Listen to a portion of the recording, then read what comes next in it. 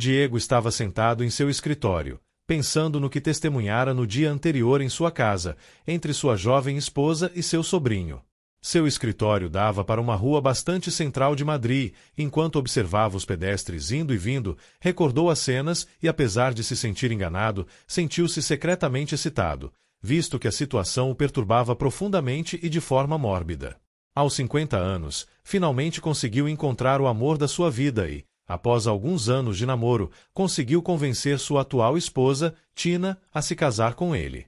Ela era consideravelmente mais jovem do que ele, tendo acabado de completar 30 anos, e também era uma mulher bonita, um pouco gordinha, baixinha, com cabelos castanhos e lindos olhos negros. Diego não era um galã, mas era rico, o que, em parte, foi o que fez os pais de Tina aprovarem o casamento. Nos primeiros 5 anos, o relacionamento correu bem, mas, com o passar do tempo, começou a declinar, como costuma acontecer. Diego, aos 55 anos, havia decaído significativamente, já que mal se exercitava, e devido à sua doença arterial coronariana, começou a espaçar suas relações sexuais. Não porque seu médico sugeriu, mas porque ficou psicótico com a possibilidade de ter um ataque cardíaco durante o sexo. Isso, combinado com seu diabetes repentino e um tanto descontrolado, estava lhe pregando peças.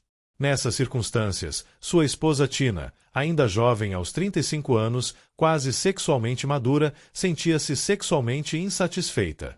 Como qualquer mulher, o desejo de ser mãe a obcecava, embora visse como uma perspectiva distante, dada a atividade sexual limitada do marido e seu entusiasmo quase inexistente quando decidiam fazer sexo, o que a deixava bastante desanimada.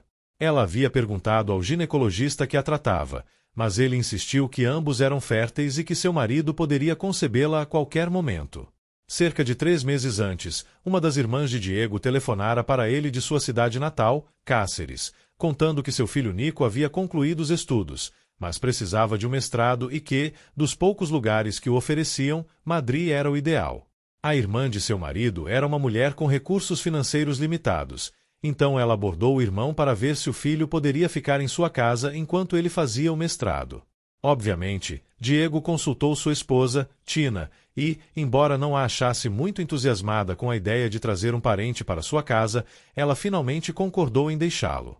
Diego não via o sobrinho havia alguns anos e se lembrava dele como um rapaz de uns 16 anos, com cabelos loiros médios e bastante magro.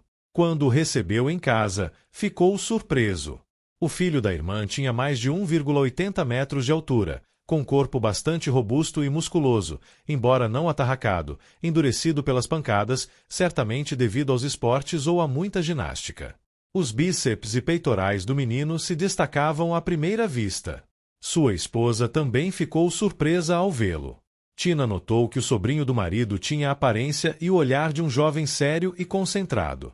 Observou com atenção aqueles olhos azuis claros e seu cabelo loiro claro, o que o tornava bastante atraente. O rosto de bom moço que ele parecia ter era cativante. Mesmo sendo sobrinho do marido, ela ainda sentia um arrepio na virilha ao contemplar aquele jovem tão talentoso. A casa de Diego era bastante espaçosa e ficava em uma área residencial, então não houve problema em ceder um dos quartos extras para ele.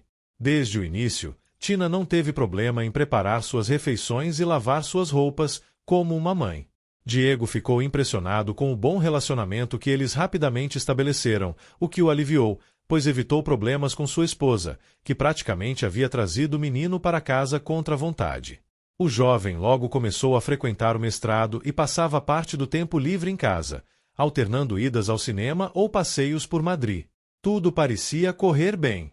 Mas Diego nunca soube que sua esposa havia descoberto que o jovem, apesar da seriedade e da timidez, aproveitava as noites para se masturbar na cama. Tina notou isso por causa das manchas constantes não só na roupa íntima dele quando ela a lavava, mas também nos próprios lençóis. Ela ficou inicialmente irritada, mas logo reagiu, pensando que isso era normal entre os jovens. Na idade de Nico, os altos níveis de testosterona precisavam de uma válvula de escape. No entanto, a falta de interesse sexual do marido e a presença do sobrinho tão perto em sua própria casa a tornavam mórbida, principalmente sabendo que o jovem se masturbava quase diariamente. Isso começou a deixá-la bastante inquieta e agitada. Tudo culminou quando, um dia, o jovem apareceu em casa com a mão direita numa tipóia e muito enfaixada. Segundo o jovem, ele havia sofrido um acidente esportivo enquanto jogava basquete com alguns amigos. Durante um salto, ele caiu no chão e ficou com a mão machucada, o que significava que ele teria que permanecer com a bandagem, imobilizando o braço e a mão, por pelo menos 3 semanas. Isso não o impediria de frequentar a universidade onde seu mestrado estava sendo oferecido, mas o impediria de escrever, usar o mouse do computador, etc. Ele era quase inútil com a mão esquerda, então ficou claro para o casal que eles deveriam ajudar com quaisquer tarefas que o jovem não pudesse realizar. Logo, a ajuda de uma terceira pessoa se tornou necessária para o banho, já que com a bandagem e a mão direita imobilizada, era praticamente impossível para o jovem fazê-lo sozinho. Após chegarem a um acordo, Diego concordou que seria ele quem ajudaria o sobrinho a tomar banho. E assim, durante os 3 primeiros dias, foi ele quem o ajudou a tomar banho. Para isso, o menino teve que esperar o tio voltar do trabalho, às vezes bem tarde, para fazê-lo. Enquanto dava banho no sobrinho, Diego se surpreendeu com o enorme filhote que seu parente carregava entre as pernas, que, mesmo em repouso, pareciam consideravelmente maiores que as suas e especialmente mais grossos. Obviamente, ele não comentou sobre isso e tentou ser o mais silencioso possível, dada a timidez do jovem, que se sentia um tanto desconfortável sendo banhado pelo tio. No 4º dia, Diego chegou cedo em casa, mas avisou a esposa que precisava sair imediatamente para uma reunião da empresa, indicando que poderia se atrasar um pouco. Tina então perguntou: "Mas e o Nico? Quem vai dar banho nele?" "Você não espera que eu faça isso. Espera."